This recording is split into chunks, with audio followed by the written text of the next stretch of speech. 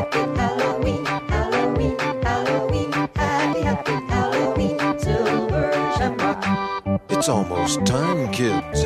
The clock is ticking.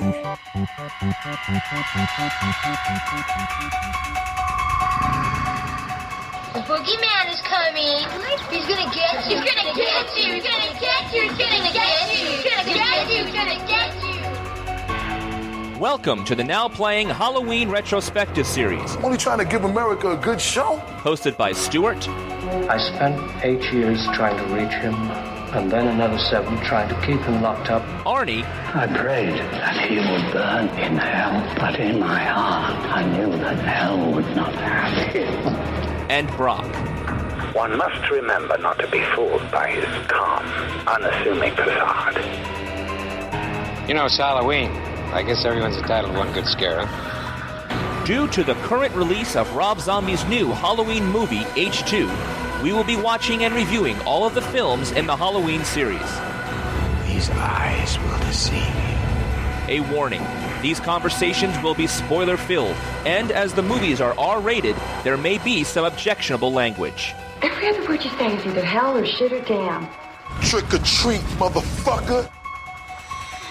Today we're talking about Halloween 5, starring Donald Pleasance and Danielle Harris. This is Brock, co-host of Now Playing.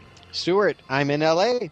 Arnie, I'm so scared of Haddonfield, I'm now locked in my basement. All right, so we talked about last time in Halloween 4 that there's the first credit sequence that did not have a pumpkin. This one brought back the pumpkin. Yay. And it also had a little bit of, the ominous music again, but it actually brought the theme back in, which was nice. But let me just say, that was the most vicious jack-o'-lantern carving I'd ever seen. You know what? I was down with it, people. I thought it was cool. Oh, yeah, I'm liking it. Basically, yeah. The quick cuts of the pumpkin may have been the most satisfying pumpkin opening sequence we've seen. Halloween 5 doesn't have a thing on Halloween John Carpenter original, but it does win the prize for best opening sequence in my book. I'll give it the best Michael Myers opening, but the Atari 2600 pumpkin still wins for me. Okay, Arnie. So let's get right into this. They recap the end of 4 at the beginning of 5, but yet they pull a Back to the Future Part 2 on us, and they insert things that weren't there the last time that we should have seen the first time we saw the scenes. Yeah, that pissed me off. The series that does this the worst is The Evil Dead, where they're going to recap the last movie, but change it. And that's what they did here, because I emailed Brock. I'm like, Brock, did they throw a stick of dynamite down that hole in the last movie? Because it really looked like the last footage. And then the stick of dynamite, I'm like, well, okay, I could believe that they all thought Michael Myers was dead if they threw some frickin' TNT down there. Yeah, I don't remember that happening in the last one. But although, was it the cops or the rednecks carrying the nitro? I don't know. I don't want to remember Halloween 4. Let's just accept that this is the way that it happened, because I can't go back there. They also show Michael crawling away and then finding some sort of hovel with some guy in it. They surprised me here. I think we all thought that, when you start out a horror movie, you want to see a death right away. He's wandering it up to some hermit's cubby. And, of course, I'm thinking, all right, well, this is just what they're throwing at us for him to kill. No, it's the plot device to explain what he does for a damn year until we can get to Halloween 1989, 1 year later, to pick up again. Now, I get that this guy's a hermit, but, yeah. I mean, it's really fucking weird that this guy in a mask stumbles into your place and you decide to keep him.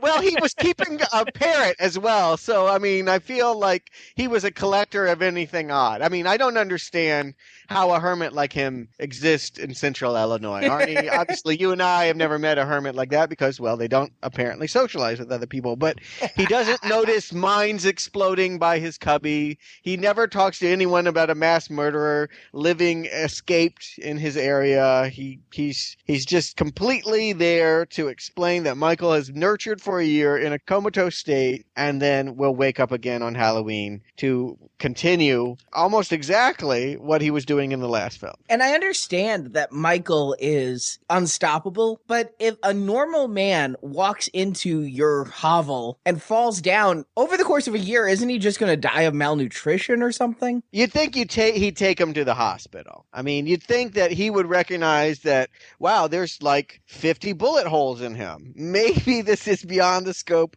of the help that I can give him. You know, I didn't realize that until right now. He crawls out into this guy's cave or whatever the next day, which is November 1st, and then he awakens again for Halloween the following year. Correct. Oh, it didn't occur to me that his body turns off until Halloween the next year. That's what they're saying, is that his body just shuts down until this, whatever, Halloween reanimates him. That has to be what they're saying, but it's not clear, because you two had to say it before it even occurred to me. Well, they don't spend a whole lot of time lingering on Thanksgiving and Christmas in Haddonfield. It's like, Halloween's over, now Halloween. Wouldn't it be great, though, if a pilgrim started killing people around Halloween? I mean, around Thanksgiving. I really do wonder what the town does for the rest of the 11 months, because I just can't imagine it being any place other than a slaughter ground. But you got to, there are towns we know. There are towns, I believe, in like Illinois or Midwest United States that ban dancing when children die. That's only in Footloose. Well, my point exactly. In Footloose, they ban dancing, okay? And so of all the towns in the whole country to ban Halloween, it should be Haddonfield. You'd think. If you could ban dancing someplace else, you can ban Halloween. But then the terrorists win, Brock. What are the Christmas cards like? Do they send them hoping you survive Michael this year? It's like John McClane needs to stay home for Christmas. You know what I'm saying? Yeah, it's the same thing, okay? Mm-hmm. Right, anyway, we must accept this conceit if we're to continue with this series. And so, by necessity, I will accept that Michael lives in solitude in a cave with a hermit and a parrot for 1 year. And then wakes up to basically pick up exactly where he left off, which is what it's the Halloween 2 thing. We just want to keep doing what we did in the last film, except of course, can't go without mentioning the real ending of Halloween 4 was that Danielle Harris's character, Jamie, had picked up a knife and stabbed her foster mother in the bathroom repeatedly. And that Donald Pleasance was left horrified looking at what he believed to be another sociopathic child. They biffed. Can I just say that right off the bat? They pull away from that idea. They do everything they can to cheat and make us feel that Jamie is a victim again and that she has no homicidal impulses. That the homicidal impulses are, in fact, just a psychic linking with the killer that's still alive. You can thank your friend Mustafa for that, because the scriptwriters wanted to go down the evil Jamie route. Now, they weren't going to get rid of Michael because Mustafa wouldn't have that, but they were going to have Michael's little accomplice, and Mustafa said no to that too. Well, it's bold, and that could have gone awry, but at least it would have been different, and it was where they were heading. I mean, I didn't put that in their head. They told us this is where we're going to go, and then they instantly slam on the brakes at the beginning of this movie and say, she's not a killer anymore. In fact, she killed no one because the foster mom lived and is vacationing again on Halloween in some country home. But it's like it never happened. Basically, it's like, we don't want you to ever think that it happened. We only want you to think that there's some kind of bond between the two of them. Wait a minute, though. They put the kid in a kiddie sanitarium, like a children's clinic, which, again, this is why I think the last one was more like the first Halloween movie. This one's like Halloween 2. Yes. Instead of a hospital, it's a clinic for the kid to be in. So it's very similar there. It's exactly the same thing.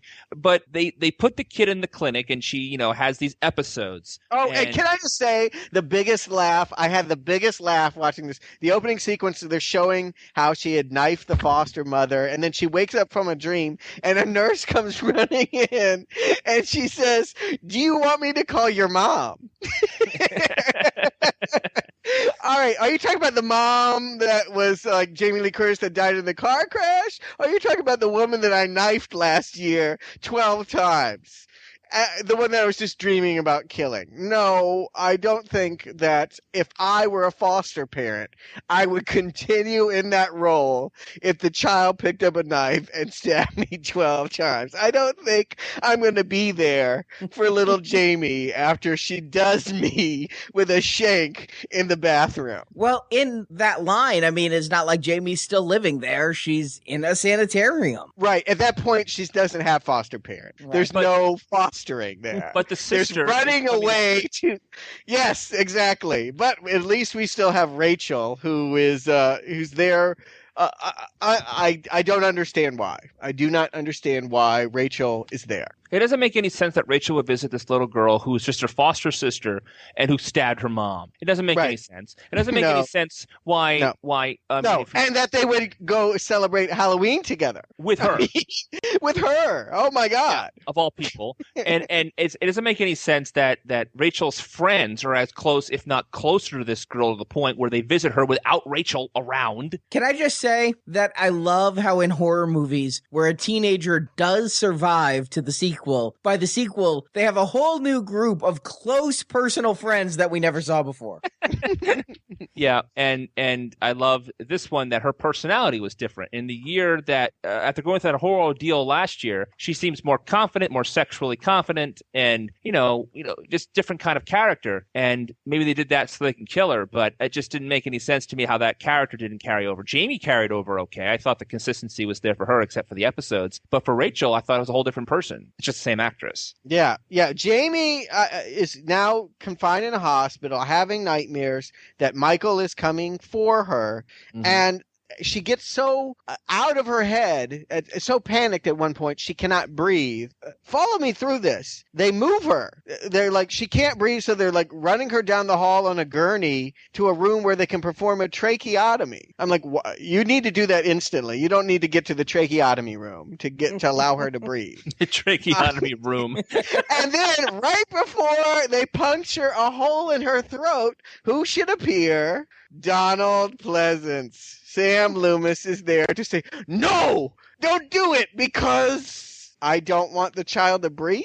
I mean, does anyone understand the opening sequence of this movie? I was totally thrown for a loop. After having thought I understood the glimmer of the idea of where Halloween 4 was taking us into, I now feel like, wow, I do not understand anything anymore. Nonsense. I have to say that, I mean, what we're trying to do here is set us up, reintroduce us to the character of Jamie, and instantly set up that she has a psychic link to Michael. And then with the Loomis character, this is his big entrance, as he's got to come in, and get his big entrance and show that he knows what's going on, even though nobody believes him. And he doesn't know what's going on, by the way. It's FYI. But yes, I agree. That is, in theory, how the scene should work. But in fact, he spends much of the movie terrorizing this little girl, shaking her, demanding that she tell him where Michael is because he feels like she's holding out and not telling him where the killer uncle is. Like she has a motive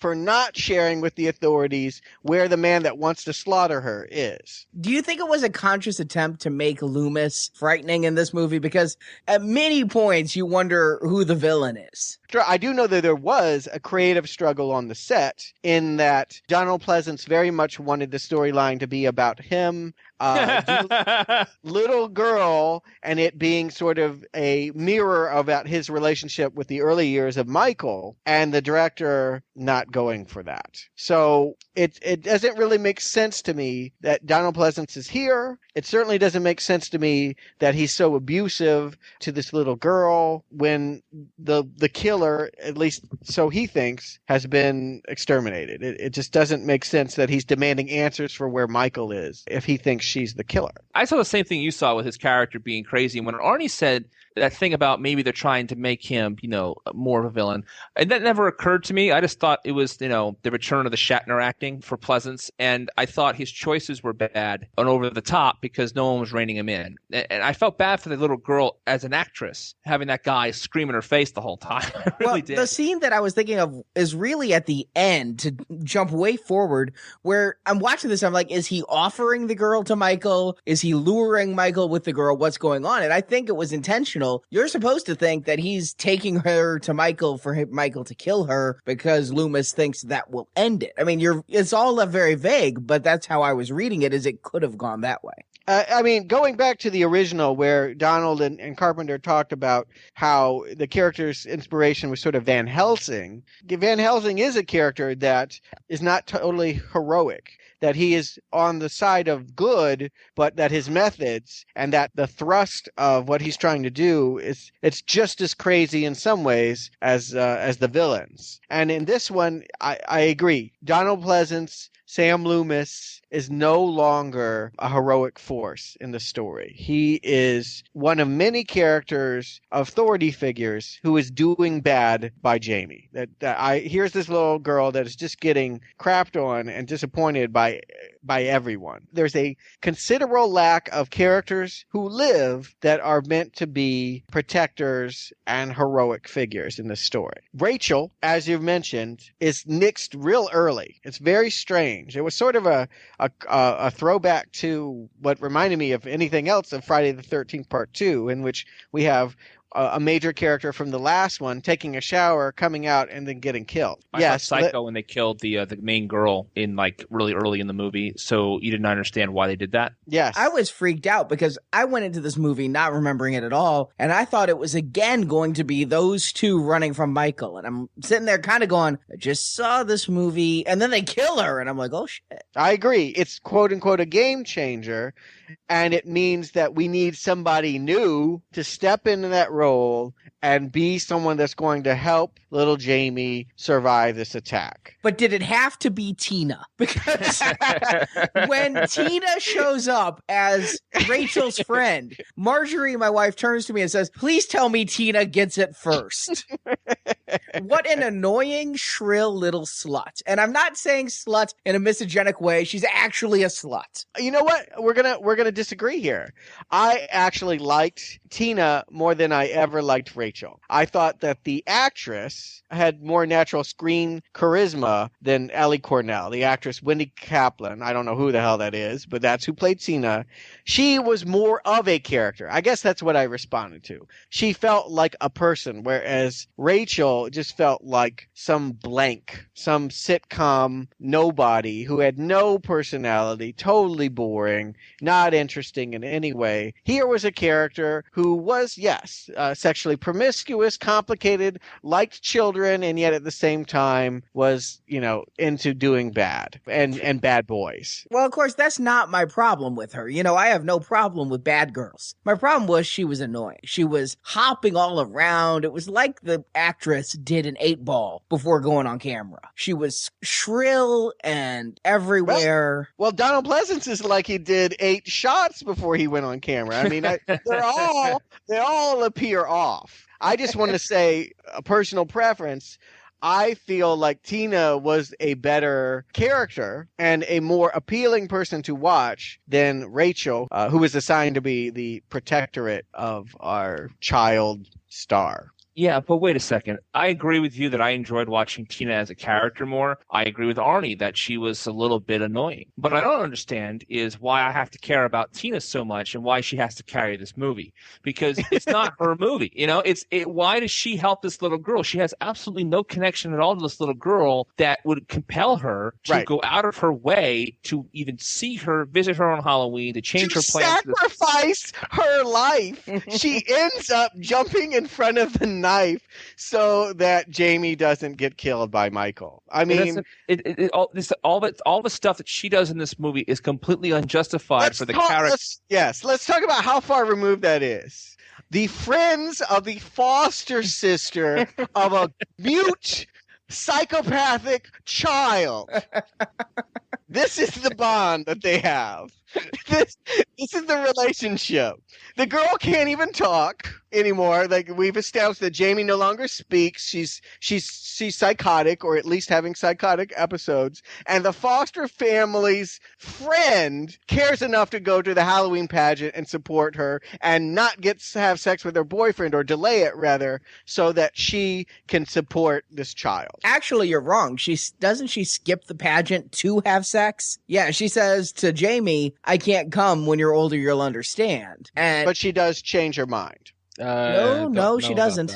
Jamie goes to the barn where Tina's at the barn party trying to get laid. Right. And Loomis goes to the pageant. Yeah. Inexplicably. I guess you're right. But she does make an effort of at least showing up and kissing her and saying, oh, I wish I could be there. True. And she guilts the boyfriend a bit for not being willing to go along. Like, she's telling the boyfriend at least stop so that I can see her. It's important for her to take time out of her Halloween to see this mute psychopathic child's Halloween pageant, or at least in her princess costume. And let's talk about her boyfriend, the 50-year-old Fonzie. Fonzie, as I thought the entire time. I don't know how old this actor was. I couldn't find it out. But my God, he looked way too old for Tina. I mean, when you first see him, he looks craggly. I don't think that's a word. It is now. He also reminded me of Squiggy a little bit too, but mostly Fonzie. I go more with Squiggy than Fonzie. Fonzie is cool, and this guy wasn't cool. He is the prototypical cool guy with a cool car that's a jerk, the guy that women supposedly like because he's bad to them, and he's bad in general, and his attitude is some kind of raw sexual magnetism. I agree. I didn't buy it. He didn't feel tough enough to be Fonzie, but he didn't have any I didn't see any chemistry with him and Tina either. It's a weird character. What I did like about the idea of the character was that he's juxtaposed with Michael. They're both called Michael. And they play the game that they did in the first Halloween, where Michael appears to the girl in a sheet with her thinking that it's the boyfriend playing a prank, when in fact it's her doom coming for her. Tina gets in the car and Michael is wearing a different mask than he normally wears and not saying anything. And she can't tell the difference between Michael's quiet, crazy, psychotic treatment and that of her regular boyfriend. That's kind of a funny joke. Not only that, he can't tell the body type, for God's sake. I know. The guy was at least 3 feet taller than the boyfriend. Or the mechanic's jumpsuit that hasn't been washed in a year.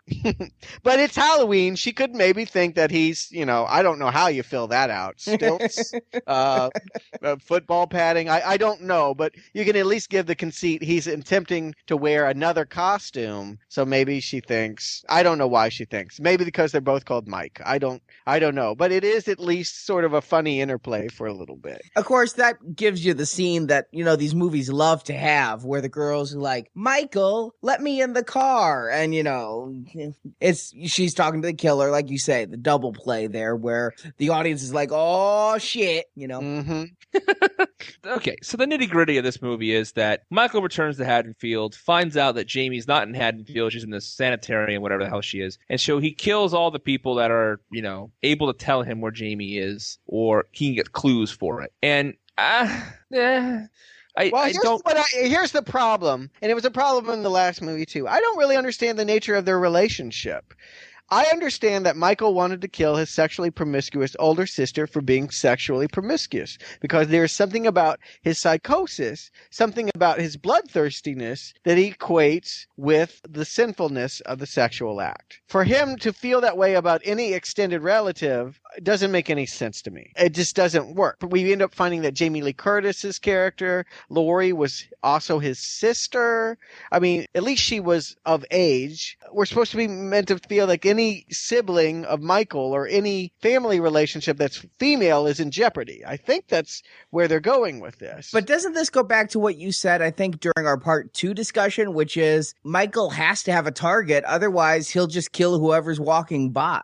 I do feel that way. I do feel like there needs to be a method to his madness, which they've never had to explain until they took the focus off Laurie Strode. But in this one, they do something that they have not done in any of them before. And that is they've created a link, a mental psychic link between the two of them, in which the little girl may in fact be an accomplice. She may in fact be the unwilling puppet to Michael's malevolence because of the act that she committed against her foster mother. They don't bring that back again. I feel like that was a lost opportunity. I felt like it would have been more interesting to feel like she was a creepy girl who had the potential to turn on you if you bullied her, or if she suddenly felt impelled to do so. But really, they make her an innocent, and they don't play with that ever again. And it made me wonder well, then why is she psychically linked to Michael? Why wouldn't he know where she is if they're psychically linked?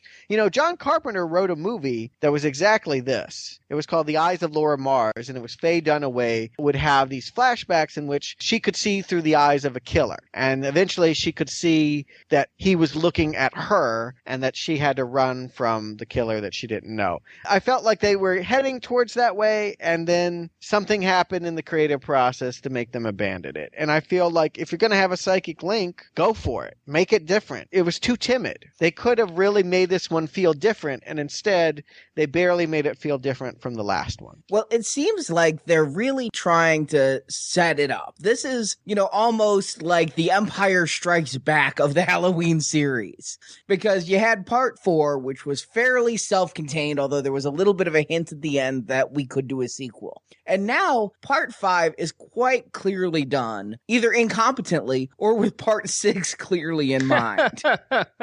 Because there is so much. All of a sudden, again, I called Brock. I'm like, Brock, they keep focusing on this tattoo on Michael's wrist. I don't remember him getting any prison tats. Has he had this tattoo before? No, and he has not. There's this Bon Jovi looking guy in a black coat who just keeps wandering around. He's obviously important, and at the very end, he becomes a centerpiece, but we don't know why. And then there's this psychic link, and they're opening all these doors, and we compared the last movie a little bit to Jason X. This is almost like Jason Goes to Hell the Final Friday, where all of a sudden, instead of just having an unstoppable killer, now you're introducing all these mystical elements into it, psychic powers, and I agree. I feel like it was an attempt to deal with the claustrophobia of the series. They knew Akkad was going to ride this to Halloween 25. They knew he was going to make new Halloween movies forever. So they knew they also, in order to prepare for that, in order for that to be a viable movie franchise, they would have to make the world bigger than Michael Myers. And in doing so, yes, they introduce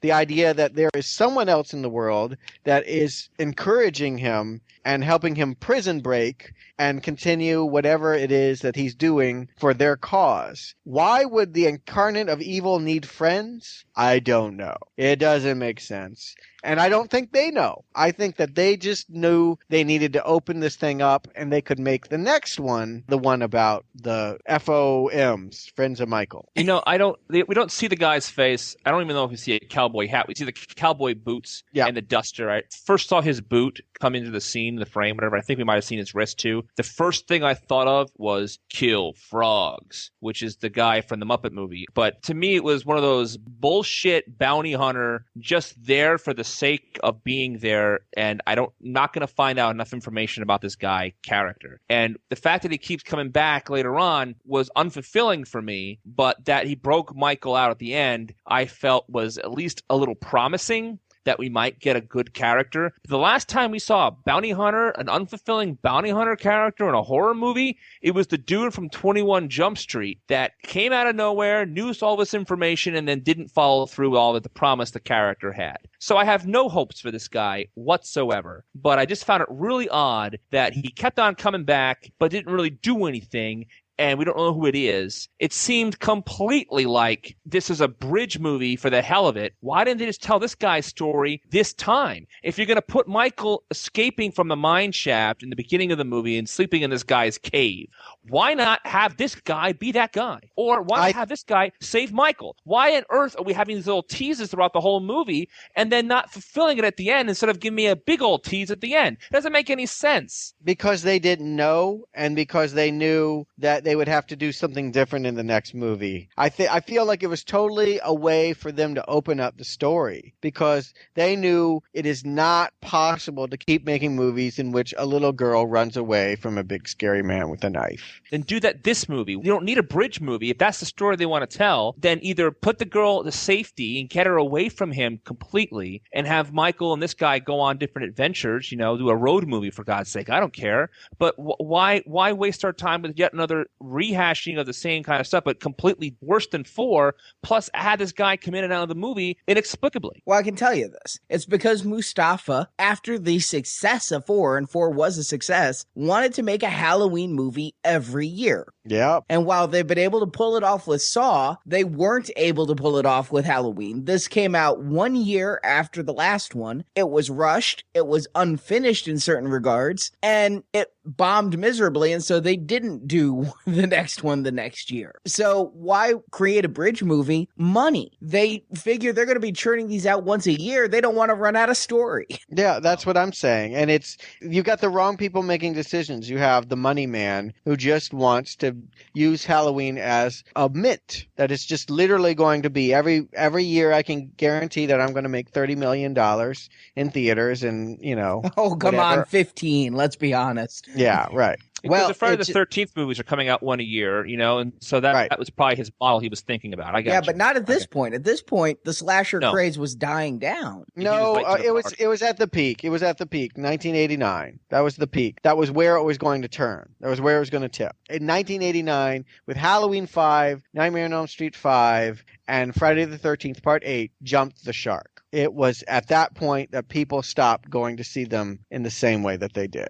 Okay. It was played out. And I don't think Akkad knew that. He thought he was going to get into the action that Friday the 13th and Nightmare on Elm Street had to do. And to me, that's sad, because I always felt like Halloween, at least the first 2, was so much better than those other series, and that they didn't need to be chasing the tail of the other series. They could have been doing their own things. I do think Carpenter was onto something with the idea that he could have made an anthology movie about Halloween. I think he picked an incredibly atrocious story to launch that idea with Halloween 3, but he wasn't wrong with the idea that there was nowhere else to go with Michael Myers. He was right, and these movies are proving him right. Yeah. If the movie had played more with the psychic link, I at least would have found it more interesting. They only do it once, and there's a scene in which Tina is in peril. She thinks she's with her boyfriend, but she's with Michael. He's going to do something horrible to her, we know, but first she has to get some cigarettes at the convenience store. And we see little Jamie at the Halloween pageant somehow seeing this through Michael's eyes. Eyes of Laura Mars, as I spoke about. She's starting to talk for the first time, because she had been mute up until that point. And she's starting to tell them things. And somehow Donald Pleasance, who has nothing better to do but to go to mental ward children's Halloween pageants, pops up and can infer from her gibberish that somehow Tina, who he even knows, Tina is in danger, and because she can see some of the advertising around the convenience store, that they must send squadrons of police to her rescue. It was a very cobbled, badly thought out scene, but I liked the idea of it. And if they had done that well and done it more often, you would have had a better movie here. If you could have played off the idea that this little girl knows what the killer is going to do, but she can't communicate it well to the people that can do something about it, that's good tension. I agree with you. By the same token, I was glad at that scene, because at that scene, finally, Jamie gets to speak again, and I was really tired of her, which is basically how my voice is sounding now. But nonetheless, just her constant pantomiming had become old. She wasn't a character. She was, just locked in a room. Once she was able to speak again, then strangely, that also meant she could leave the school. Mm-hmm. Yeah, they dropped it so quick. I don't know. I could have gone with her being mute for the rest of the series, or at least the rest of this movie. But it was just like, once she could talk, suddenly she was talking all the time. It was so half-assed, which would describe most of this movie. Yeah. And during this whole thing, Loomis is now speaking like he knows what's going on more than ever before. And now not only is Michael unstoppable evil, but there's a rage. And I think there's capital R rage. Yeah. Right. And somehow Jamie can take away that rage. Mm-hmm. And it's the worst child psychologist I've ever seen. I'm going to dangle a child in front of a homicidal sociopath to get him to to quell his inner demons. Terrible, terrible child psychologist. Yeah, but the thing is, I didn't understand what would cure the rage. Would it be killing Jamie? Would Jamie, the way Jamie got him to cry a tear, would being around Jamie make him feel better about life? Well, they do get to the meat of it. So the movie was billed as the unmasking of Michael Myers, as if we hadn't seen that before in every other movie, and as if this one was really going to get you a good look. Untrue.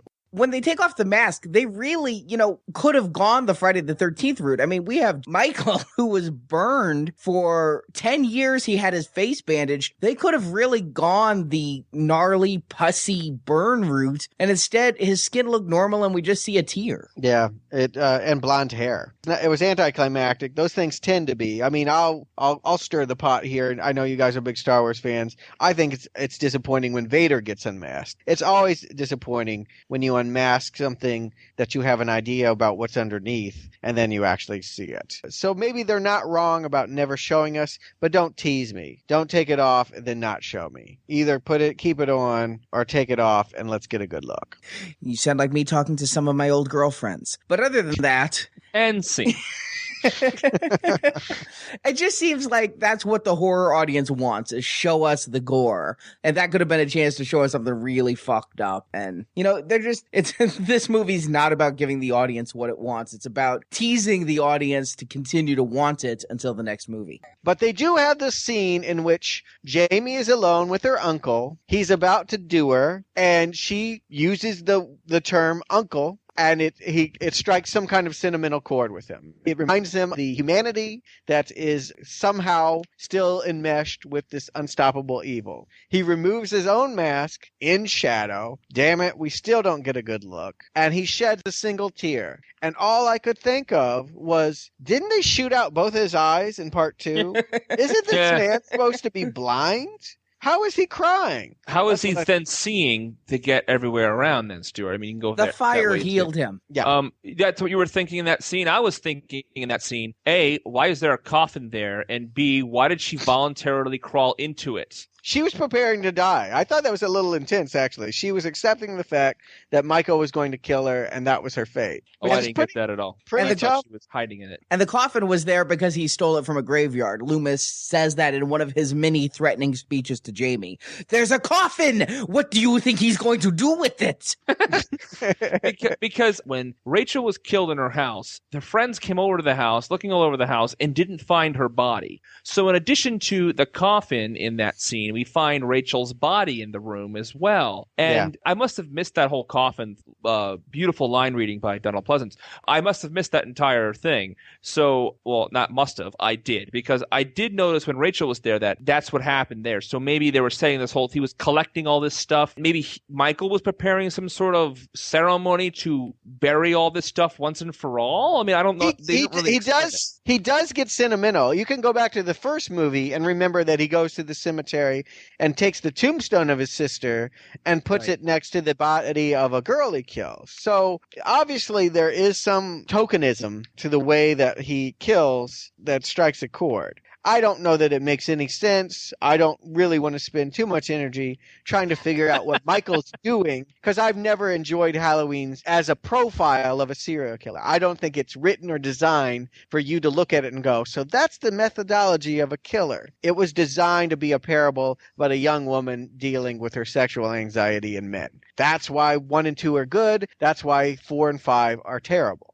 But here we are. We're now having to be forced to think about Michael and the friends that bust Michael out of jail and this whole alternate universe. And it's just falling apart. It's falling apart the more we're expected to think outside of the parameters of what the original movie did. Not only that, they also have those 2 kids. They had the party up north, whatever, and the 2 kids are in the barn. And Michael kills the kids having sex in the barn. That was very right out of Friday the 13th. It wasn't really Michael Myers. It was really right out of the slasher genre, as we were talking about earlier, and I felt that entire thing was out of place. First of all, a safe sex reference. This is in the 80s. I thought that was very progressive. Well, about that time, James Bond had a single girl. There was that big deal about Tom Hanks's thing with the condom box in that movie Dragnet. They actually made the cover of the Daily News, I believe. So it was very in. To put this in a political reference, Ronald Reagan used the word AIDS for the first time in 1987, and then everyone suddenly felt like they could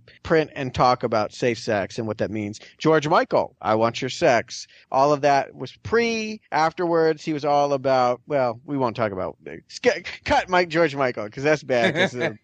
Too much bathroom sex, casual sex. No, bad one. But Ronald Reagan sort of ushered in an era of sexual responsibility when he started to acknowledge how deadly AIDS was. At that time, no cure, nothing that even seemed to work. It was a death sentence. And I think that movies were starting to feel the heat that, hey, we really shouldn't promote promiscuity as much as we do. Well, Friday the 13th didn't jump on that bandwagon for at least another 4 years. I think it was, again, Jason Goes to Hell the Final Friday, where they finally have unsafe sex and die. I don't remember, but I'll take your word. But then, again, speaking of Friday the 13th, that entire barn sequence reminded me of Friday the 13th Part 3, where the chain gang is in the barn with Jason. Yeah, sure. I just felt like it was funny that Friday the 13th started as a ripoff of Halloween, and now Halloween is ripping off Friday the 13th. It's a very sad turn of events, in my estimation. Halloween being so much better, the original, than Friday the 13th, the original. It's so much sad. It's very sad to watch them trying to play catch up with the ripoff.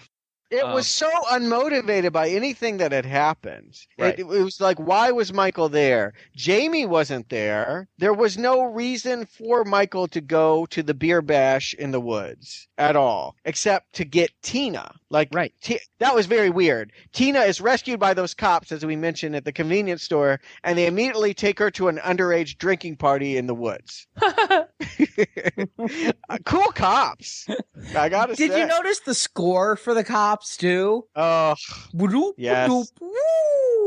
Yes. In case you didn't know they were dumb, they put little silly sound effects and boings and blah, blah, blah, blah, blah, blah, and all this silliness when they walked and synced it to when they walked so that you know they were ridiculous characters. So anyway, there is just an extended sequence in which we can have more kills because the story of one man trying to kill one 8-year-old girl is not bloody enough for this genre, I suppose. And thus the hickification of Haddonfield continues as it's a barn party. Yes.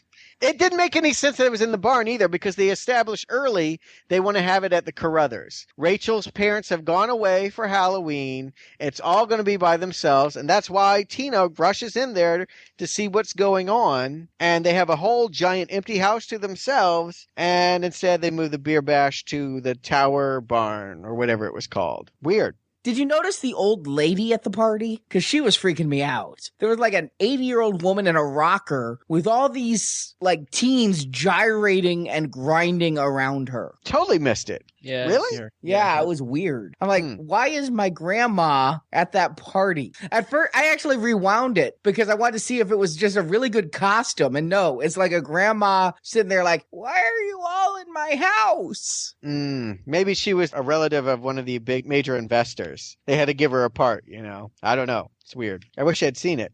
Well, you know, I'm going to say something here. I feel like we're bashing the movie, and I feel like the movie deserves it. But I'm going to say this right now. I feel like this movie is better made visually than the fourth movie. That I feel like this director had a better sense of what was working in Halloween, the way that it looked, and he went back to handheld camera. The color scheme was much better. It was a richer, darker quality to it. And he was trying to consciously recall moments and scenes that were the best parts of the original film. There was an attempt, at least, that I did not see in part 4 to make this closer in spirit to Halloween. And I did appreciate that minimally better than part 4. I felt like they were at least trying to make a better film than the one that we saw before. I can't argue with that, but I had so much more problems with this plot than I did for part 4. I agree. The screenplay is worse. The direction is better. Is that you got to decide, that's death by hanging or death by bullet to the head. I don't know which one you want to pick, but that's the way I felt like it was going. It was definitely one step forward, one step backward. Yeah, I don't know. The whole thing was unfulfilling for me because it felt like there were these great ideas that were never explained. And the other part of it, the barn party killing teens part, was just kind of boring. No, but you know what? There are moments and there are cool sequences. I'll give you one. I thought that sequence in which Jamie has wandered with her little pirate boyfriend to the barn party to save Tina because she loves Tina so much. Tina is so important to her life as being the friend of the foster family she tried to kill. And Michael is in a car, and there's a very cool sequence in which she's running away and he's driving to her, running over trees.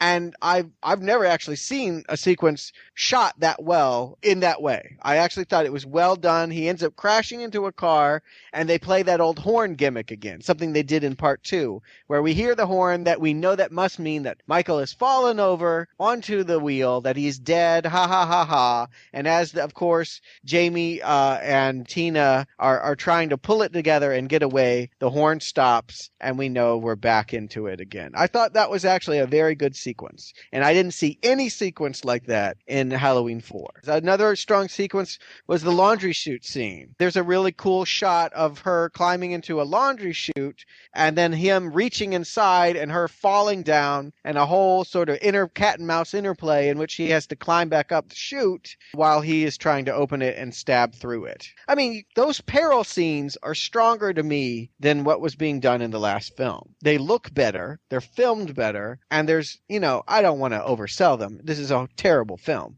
but they are they are pound for pound better horror movie sequences than we were getting.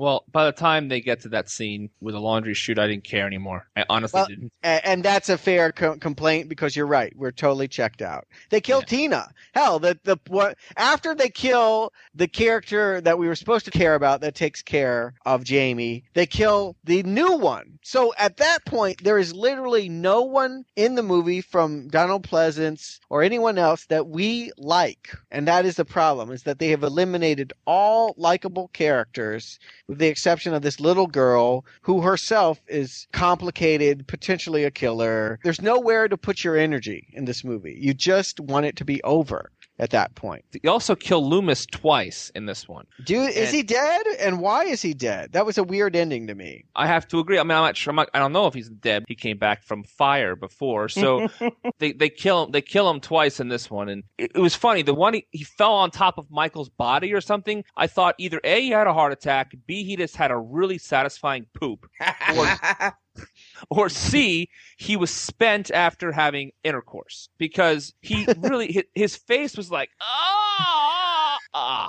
and yeah, was. I think they were trying to draw some parallel that now that Michael is dead, Loomis can die, or that their lives were somehow entwined in some way. But I mean, Michael's not even dead. He falls into a net trap, something out of MacGyver or something. It was like chains too. Yeah, he gets shot with tranquilizers. We know that has not killed him, and yet tranquilizers are supposed to calm him down. It's not supposed to kill him, obviously. I guess, they want to capture him. But my point is that it would have been satisfying to me if Loomis and Myers died together. I can go with that as an ending. But it's not satisfying to me to watch Donald Pleasance suddenly fall over with a strange facial expression lying on a tranked Michael Myers in a metal mesh net. That to me is not a conclusion. Well, basically what you're asking for is what they did with Halloween 2 when they were both supposed to die. Correct. That is acceptable. This was not acceptable. And of course, it was a false ending because then they go one step further and do this weird, there's the man in black who is, we think, stalking Michael Myers, but is in fact an accomplice who busts him out of jail. Who knows what he is, really? I mean, we know he kills the cops, but is he hunting Michael? That's what I was getting from, because again, to go back to Jason Goes to Hell the Final Friday, and Brock made the reference to the bounty hunter character there. Maybe this is the guy who knows how to kill Michael. All we know is at the end he kills all the cops. Yeah. You know what? I'm literally like duck and cover, getting into a crash position, waiting for what is coming next. Like, I somehow have this feeling, having never seen it, that Halloween 6 is actually going to be the worst one at all. Like, it's preparing us for the absolute Batman and Robin over the top worst one of the whole series. I'm going to go predict that right now. Having never seen it, I just feel like we're heading somewhere I don't want to go. And I'm scared. For the first time in a long time, I'm scared to watch a Halloween movie because I know it's going to hurt me. It's going to hurt me. But I guess I'm done with Halloween 5. And, all I can do is brace for what is to come before they pull it back and give us Jamie Lee Curtis again and give it a little bit more dignity. Yeah, I think they're taking this down a bad path. What started off as utter simplicity, killer attacks babysitter in-house. I mean, just the most simple of concepts is now there's a weird man in black, which I know from reading the Wikipedia page, the writers didn't even know what the man in black was in this movie. I believe that. They just wanted it I there. believe that. They wanted to add something, and then the next writer has to go, well, now I have to decide who the man in black was because it's a cliffhanger. Yes. It's somebody else's job. I don't want to have to figure out what it is. I just want it to be somebody else's job because I know this series can't sustain itself on the fumes of what it has become. And you do have to open it up. I mean, once you get to a part 6, I mean, we know this having watched a lot of series at this point. The desperation for novelty to open up a series that has gotten stale and redundant and monotonous, you do have to go and risk and roll the dice on something bold and new and something that's going to give you a new charge. And a mysterious stranger who struts around town with a tattoo and cowboy boots who is responsible for busting Michael out of jail is not a mystery I'm willing to buy. It's not. I don't want to go there. I don't want to know who he is. I don't want to know what happens next. I want my Halloween movie back. I want my Jamie Lee Curtis. And I'm just going to have to suffer through one more, I feel like, before I can have my Jamie Lee Curtis again. To take this a little high level, though, has it ever worked when they try the game changer in a series? Has that ever worked? Because it seems like they always try the game changer and then go, well, shit. And then they do the reboot, which is completely back to the original. Yes. It is usually the last gasp before they just scrap it all and start again. It's the having the child in the sitcom, and that child miraculously grows up to be 6 years old the following season, so they don't have to worry about having a baby jokes for years and years.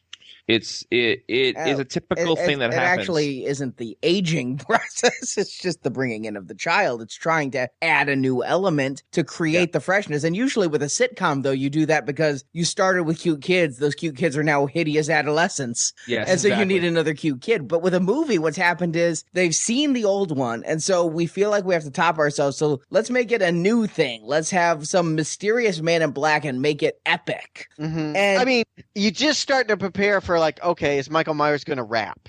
Like you think about trends and them trying to jump onto trends, and you're just like, they're going to do anything to try and make him seem current. And that's always the worst. It's, it's Scrappy Doo, it's Johan and Pee Wee, it's desperation. It's the shape is no longer the shape of pure evil, it's the shape of pure desperation. Is it just me, or was this movie longer than the others, or did it just feel longer? Oh, it felt longer. I think it was like 97 minutes or something. I don't think it's any longer. I think it's the fatigue of feeling like we're seeing the same scenario repeat again and again and again. There's not enough new here in the dynamic.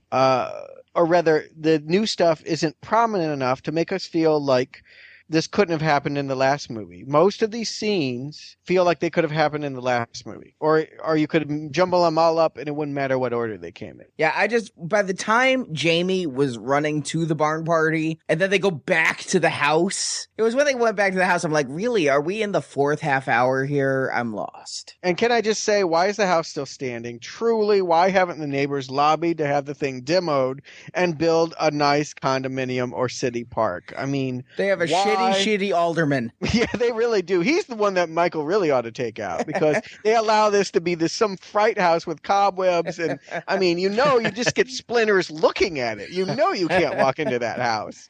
I mean, at least maintain it. Somebody mow a lawn. I mean, ridiculous. All right. So, Stuart, Arnie, do you recommend Halloween 5, The Revenge of Michael Myers? Stuart.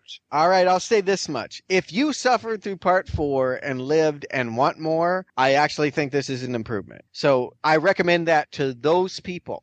Those people are not my people because my people didn't want to go past Halloween 2. And right now I'm looking for a good reason to go past Halloween 2 because I feel like the thing peaked. And I'm just fearful about where we're headed. And I'm just praying Halloween 6 is not going to hurt me any worse than these last two have. No, it's not a good movie. Don't see it unless you're a completist. Arnie. I wouldn't say this movie's any better than the last one or any worse because it just does different things. I said in the last one that there were some ideas they were trying to introduce, but I felt in the last one like they were fully formed ideas. Like, they gestated the full 9 months because they set up putting Jamie in the clown suit and then at the end she's killing people. Here, it feels like this thing was never brought to term. It was like squatted out at 6 months and it needed 3 more months to gestate because there's a lot of ideas here which are new and could in fact be interesting, but they stopped the movie at the point at which you're gonna do it. It's a huge cock tease. And so unfortunately, I have memory of the next one. I'm going in with an open slate, but as I recall, the next one isn't much better. And so the only reason I'd recommend this is because you need this as setup for the next one. You can't watch Return of the Jedi without having seen Empire Strikes Back. So this is the Empire Strikes Back. If you're going to watch the trilogy, then yeah, I recommend you watch this one because you're going to be confused. So let me get this straight. They don't just throw out everything and go a different direction. The Man in Black is going to come back. The Man in Black returns. The tattoos return. Oh, no. Don't say any more. Don't say any more. I want to see this train wreck for myself and have a clean slate as possible because I literally have no idea what's going to happen in the next one. I don't either, but I know that I don't want it. Yeah, I don't want to see it either. So, Arnie, do you recommend it or not? If you're going to watch all 3, then yes, because you have to, but I just recommend skipping these 3 altogether, I think. And for my 2 cents on 5, I thought the last one was actually pretty... I got into it enough to, despite all its flaws and hilarity, the last one I was able to enjoy on some level. This one, I was bored, and I didn't get why things were happening at all. I was constantly questioning the choices this movie made in every aspect. So, no, I cannot recommend this one. I can recommend the last one slightly. This one, I can't do it. And based on what you just said, Arnie, I'm going to be as open-minded as possible for 6. But you know what? But I want to be very clear. Although this is not a very good movie, this one is, to me, like, the biggest train wreck we've seen so far in this series. This is not Jason Takes Manhattan bad. It is just not. But it's not, it's not good. And that's all I'm going to say about that for now. So if you enjoyed listening to our podcast, please visit www.nowplayingpodcast.com and download the other podcasts in this series and our other episodes in our horror retrospectives and our Star Trek retrospectives and our Terminator retrospective. Check out our other episodes if you enjoyed this one. Our House of a Thousand Corpses retrospective. Yes, everything. Yeah, download everything we recorded. Please go to iTunes and leave us a positive review if you enjoyed our series so other people can find us. If you want to leave us an email with your thoughts or comments, you can do so at show@nowplayingpodcast.com. And if you want to join in the discussion on our forums, you can find a link to our forums on the homepage of nowplayingpodcast.com. So I want to thank Stuart and Arnie for joining me today. Thanks, guys. Thank you. See you in hell. Actually, we will see you again for Halloween 6, which I believe is subtitled The Curse of Michael Myers. We're cursed, all right. Oh, yeah. So bring it on. See you guys. What's the boogeyman? As a matter of fact, it was. Thank you for joining us for this installment of Now Playing's Halloween Retrospective. It's all over, my friend. If you enjoyed this podcast, you can listen to our other installments, as well as our Friday the 13th, House of a Thousand Corpses, Terminator, and Star Trek retrospective series at our website, nowplayingpodcast.com. Now Playing is a Venganza Media production and is not affiliated with Compass International, Universal Pictures, Galaxy International Pictures, Dimension Films, Miramax Films, or the Weinstein Company. Michael Myers and all other Halloween characters and situations are copyright and trademarks of those companies, and no infringement is intended. Please stop it. Stop it now. Turn it off. Turn it off. Stop it. Stop it. Stop it. Stop it. Stop it. Stop it. Stop it. Stuart wins the podcast with Johanna and Pee Wee. Way to pull out a reference, man. That was great. I'm sitting here. I was into Smurfs, and I'm like, Johanna, fuck? What the hell? Yeah. I mean, I pulled in Squiggy, but you taught me with Johanna and Pee Wee.